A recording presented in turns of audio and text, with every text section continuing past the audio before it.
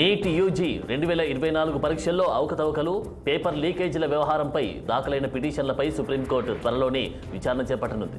ఈ నేపథ్యంలో తాజాగా 56 మంది నీట్ ర్యాంకర్లు సుప్రీంకోర్టును ఆశ్రయించారు.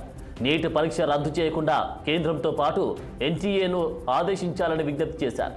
ఇక నీటి వ్యవహారంపై ఇప్పటి వరకు 26 పిటిషన్లు దాఖలు కాగా వీటన్నిటిలోనూ జూలై 8న సుప్రీంకోర్టు ప్రధాన న్యాయమూర్తి నేతృత్వంలోని ధర్మాసనం విచారణ చేపట్టనుంది.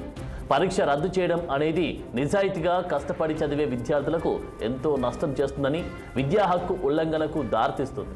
అందుకే నీట్ యూజీని రద్దు చేయకుండా కేంద్రంతో పాటు ఎన్టీఏకు ఆదేశాలు ఇవ్వాలి అని గుజరాత్కు చెందిన సిద్ధార్థ్ కోమల్ సింగ్లాతో పాటు మరో 50 మంది విద్యార్థులు కోర్టులో పిటిషన్ వేశారు. అంతేకాకుండా మే 5న నిర్వహించిన పరీక్షల్లో అవకతవకలకు పాల్పడిన వారిని గుర్తించి కఠిన చర్యలు తీసుకోవాలని కేంద్ర విద్యాశాఖను ఆదేశించాలని కోరారు.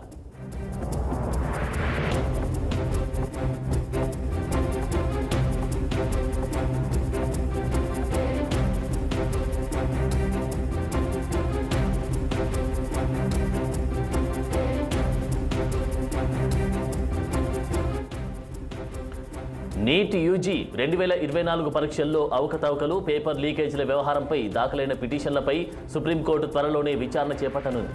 ఈ నేపథ్యంలో తాజాగా 56 మంది నీట్ ర్యాంకర్లు సుప్రీంకోర్టును ఆశ్రయించారు. నీట్ పరీక్ష రద్దు చేయకుండా కేంద్రంతో పాటు ఎన్టీఏను ఆదేశించాలని విజ్ఞప్తి చేశారు. నీట్ వ్యవహారంపై ఇప్పటి వరకు 26 పిటిషన్లు దాఖలు కాగా వీటన్నిటినీ దాఖలైన జూలై 8న సుప్రీంకోర్టు ప్రధాన న్యాయమూర్తి నేతృత్వంలోని ధర్మాసనం విచారణ జరపనుంది. పరీక్ష రద్దు చేయడం అనేది నిజాయితీగా కష్టపడి చదివే విద్యార్థులకు ఎంతో నష్టం చేస్తుందని, విద్యా హక్కు ఉల్లంఘనకు దారితీస్తుంది. అందుకే నీట్ యూజీని రద్దు చేయకుండా కేంద్రంతో పాటు ఎన్టీఏకు ఆదేశాలు ఇవ్వాలి అని గుజరాత్కు చెందిన సిద్ధార్థ్ కోమల్ సింగ్లాతో పాటు మరో 50 మంది విద్యార్థులు కోర్టులో పిటిషన్ దాఖలు చేశారు.